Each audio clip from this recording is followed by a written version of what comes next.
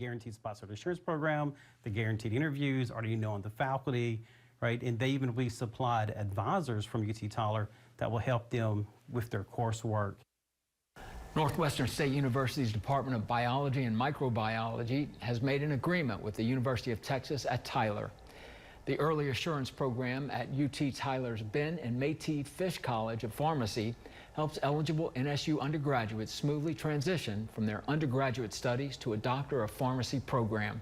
This program lowers the chances of being rejected for admission and gives students a chance to explore different pharmacy careers, pharmaceutical sciences, health outcomes, and research earlier in their education.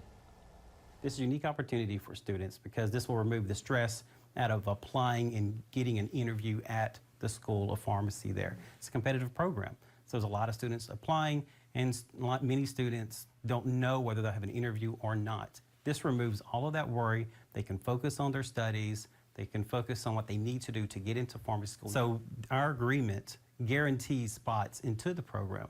So if we have a minimum of 5 spots for our students, this is great. So students have a more clear path and less stressful path to get into pharmacy school and then be able to make a difference in the world.